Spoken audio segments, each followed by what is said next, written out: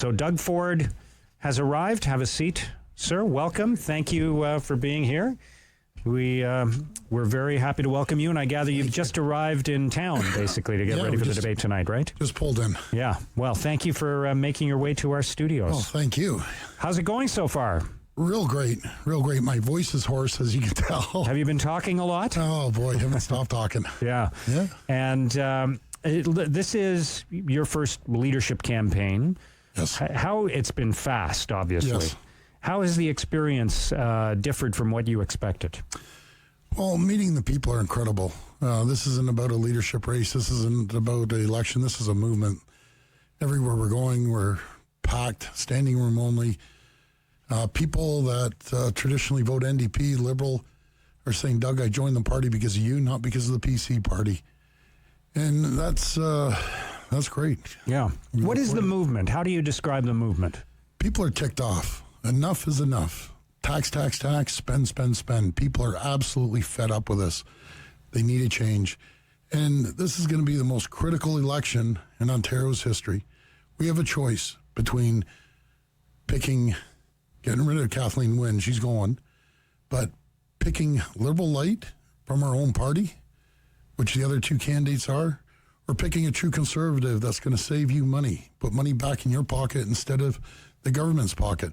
Make sure we clean out the elites and the establishment from the party and clean out Queen's Park. And that's what I'm going to do.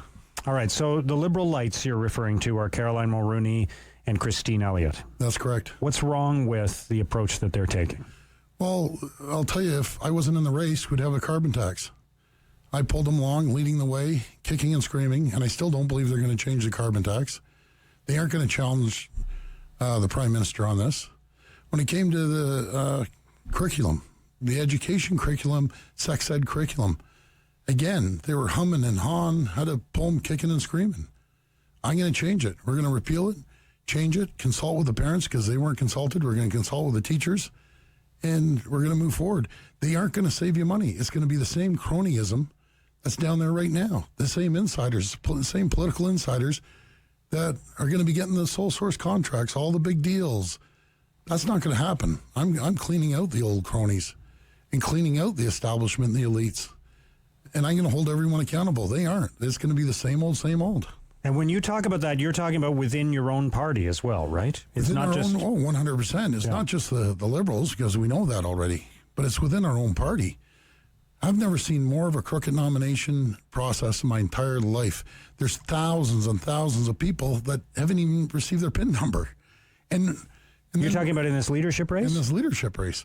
Thousands across 416, 905. I was in Huntsville. No one received it yet. This is I've never seen a more crooked leadership race in my entire life. When we were out in Scarborough, in Toronto, just mysteriously, when they knew we were having, we call it a PIN party, registering people, the system went down. Or they closed it down on purpose, one of the two. I'm not too sure. Mysteriously, just when we started to do it, and then they denied it, and then finally they admitted it after the fact. So I don't know what's going on, but we have to get rid of these political insiders. So are you suggesting that I'm suggesting it should be paper ballots. This system is broken. The system has been hacked. People's, just a month ago, the system was hacked. I heard rumors it was hacked again. People haven't received their notice. Right. This is dysfunctional. But are you saying that there are people within the Progressive Conservative Party who are conspiring against your campaign to try to change the outcome of this leadership race? The system is not working. You tell me, I'll let the listeners decide. It's 3 or 4 or 5 days before we're voting. People haven't even had a chance to get letters. I heard the party forgot to send out the 416-905. I wonder why. Who has the most support in the 416? As of yet, we had our lawyers down there all day, as a matter of fact, all week, fighting with the party. There's thousands and thousands of seniors that can't vote. They're suppressing the vote. It's not democratic. This is exactly what I'm talking about, friends, about our party, about the Liberal parties. It's all about controlling your tax dollars, the $141 billion, our budget, controlling that, making sure that all their buddies, all the insiders are still there. I'm cleaning house. How can they run the province when they can't even run a leadership race. And these are facts. This isn't make up stuff that I'm making up. People have not received their letters yet. Thousands and thousands, I'd go tens of thousands of people have not received their letters yet to put their identification code in. Why? I don't know. Ask the party. But it's unacceptable. I've never seen anything like it. This is why we need to change our party. We need to change the province. I'm the only one with a backbone to go down there and clean out the insiders. The only person. You're going to get the same old, same old. My friends, it's one thing to replace Kathleen Wynne. It's another thing to replace her with Kathleen Wynne and the insiders and the establishment. And that's what's happening in this nomination. People are confused on even how to register. When you get your PIN number, the O is supposed to be a 0 and the 2 is supposed to be a Z. Like, how do people know this? This is the biggest scam I've ever seen in my entire life. But you're saying, these are serious allegations. You're saying that the leadership campaign is crooked. Are you saying it's rigged against you? Is that what you're saying? I'm not saying it's rigged against me. It's something is wrong. But you're calling it a scam. It's a crooked nomination in the fact that it has not been transparent when we went out there on Sunday and it mysteriously stopped working. You tell me. You tell me on how people in a provincial party this size have not received their voting identification number. And we're supposed to be voting on March the 2nd. Now they've changed it to March the 5th. Then they admitted to our campaign they forgot a massive amount of mailing out 416. Who does that? Who does that?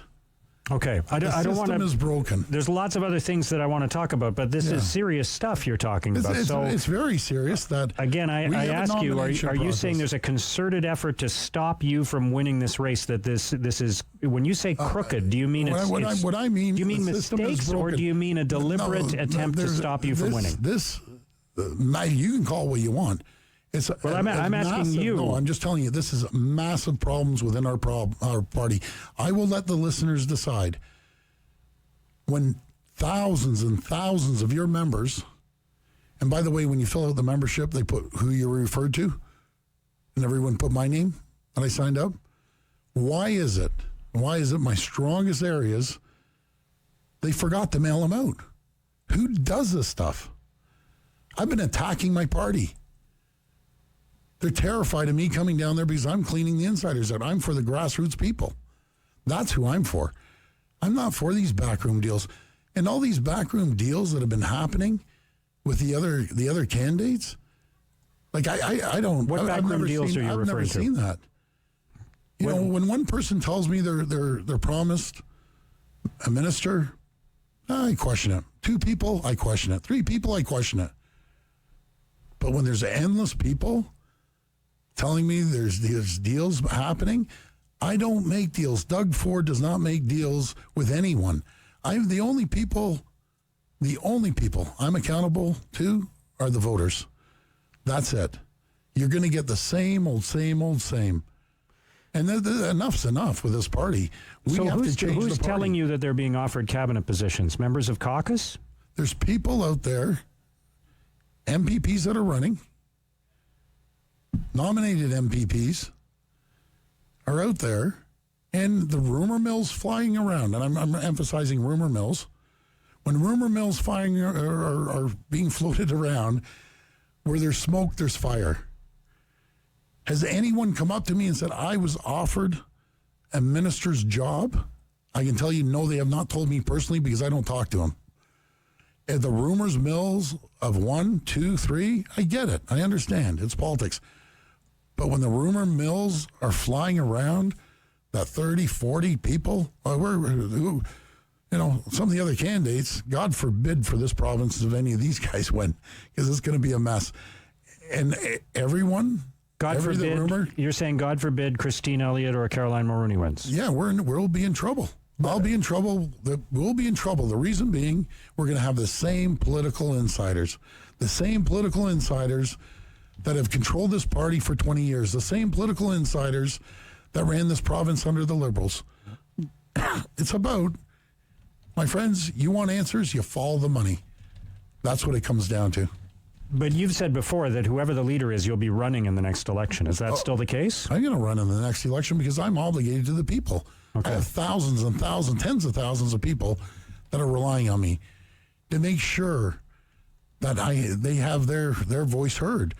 I'll make sure I have their voice heard. I'll make sure that I'll be keeping everyone accountable in our party, in other parties.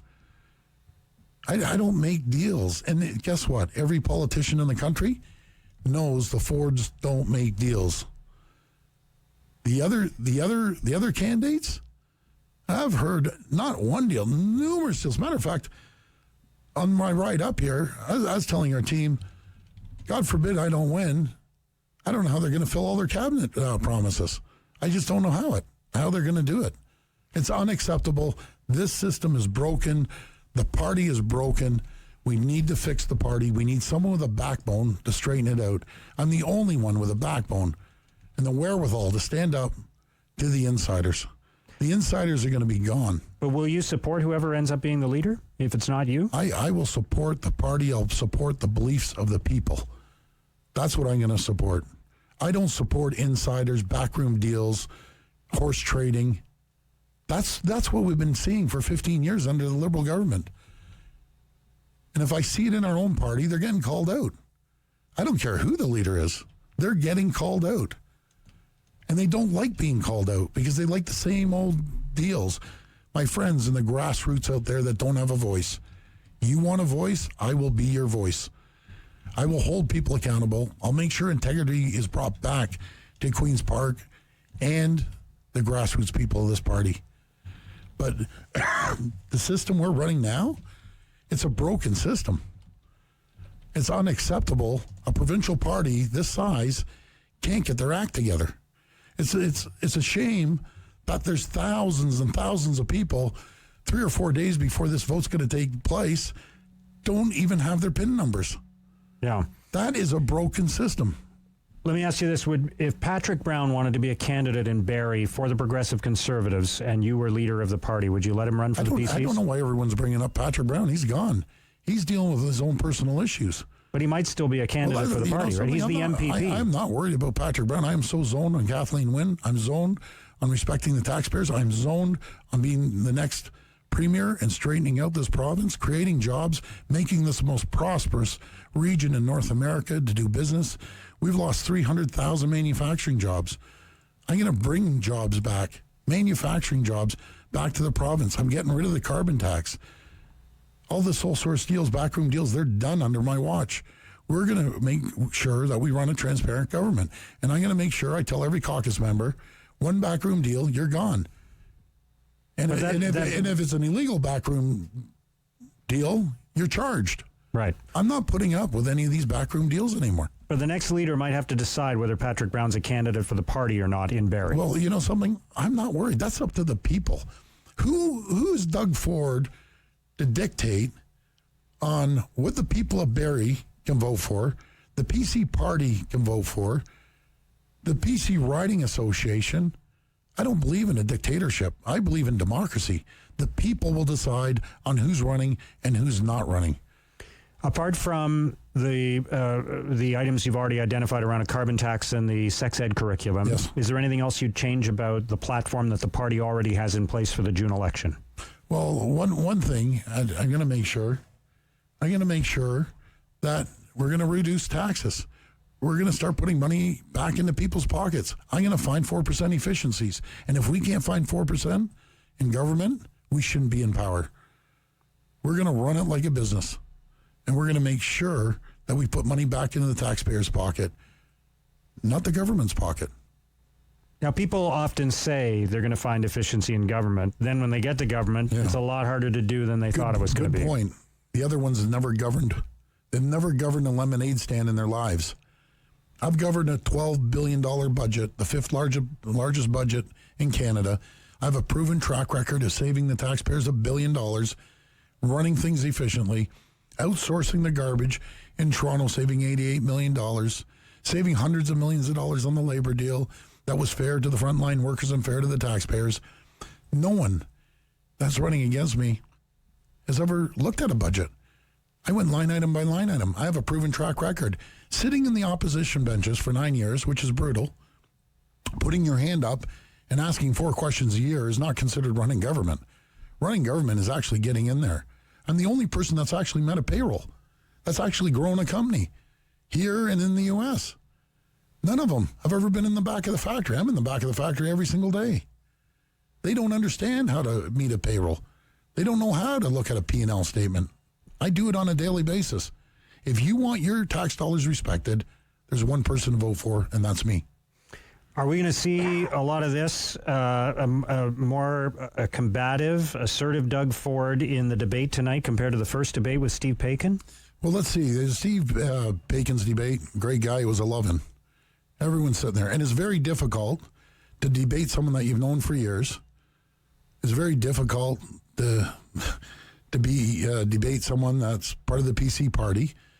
I can tell you one thing. When I'm leader, I won't be treating Kathleen Wynne the same way as I'm treating my colleagues right now. Right. But are you going to go after them a bit tonight? Well, let's see. Stay tuned. Watch. Okay. And we'll see. Doug Ford, thank you for joining us today. I appreciate it. Thank you. Ontario Progressive Conservative Leadership candidate Doug Ford. The debate is tonight in Ottawa.